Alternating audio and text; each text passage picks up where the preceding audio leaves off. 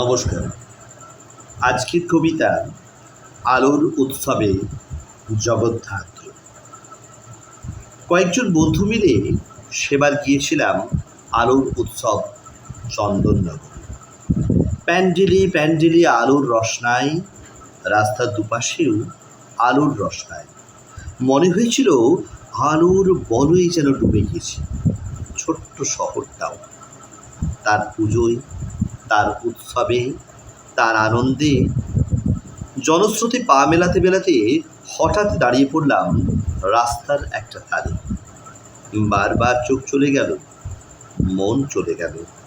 আলো ছায়ায় ফুটপাতে অস্থায়ী আশ্রমে এক ফুটপাত কিশোরী দাঁড়িয়ে আছে আলো অন্ধকারে। আলোর দিকে তাকিয়ে, জনারণ্যের দিকে তাকিয়ে, সামনের দিকে তাকিয়ে তার ছোট্ট স্বপ্নে বোধ হয়ে এক ফুটপাত কিশোরী একা একা একটা পৃথিবী, একটা মহাজাগতিক সংসার, সর্বহারা চালচিত্র। মৌন, অথচ দু চোখে তার অজস্র শব্দ।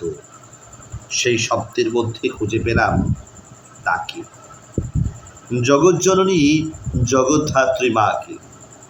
কে যেন ভিতর থেকে বলে উঠল, ইয়া দেবী সর্বভূতেষু মাতৃরূপেণ সংস্থিতা নমস্তস্যৈ নমস্তস্যৈ নমস্তস্যৈ নমো নমঃ।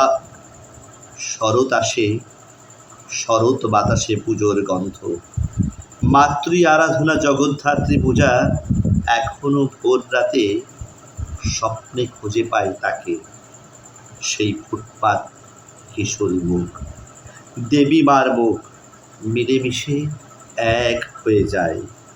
আমার স্বপ্নে ফুটপাত কিশোরী শরৎ ভরে, আমার স্বপ্নে দেবী জগদ্ধাত্রী আসে শিউলি ভরে।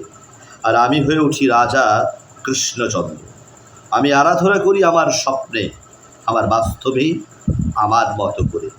উৎসব এলে তাই ছুটে যাই সেখানে, সেইখানে জগদ্ধাত্রীকে খুঁজতে, কিন্তু আর কখনো দেখিনি তাকে সেইখানে, সেইভাবে। তাই এখনো আমি আলোর উৎসবে ভাসি আমার মতো করে, জগদ্ধাত্রী পূজা করি আমার মতো করে, ফুটপাত কিশোরী আরাধনায়, ফুটপাত কিশোরী আরাধনায়। নমস্কার, ভালো থাকবেন সকলে। And don't forget to subscribe the channel Think and Inspire.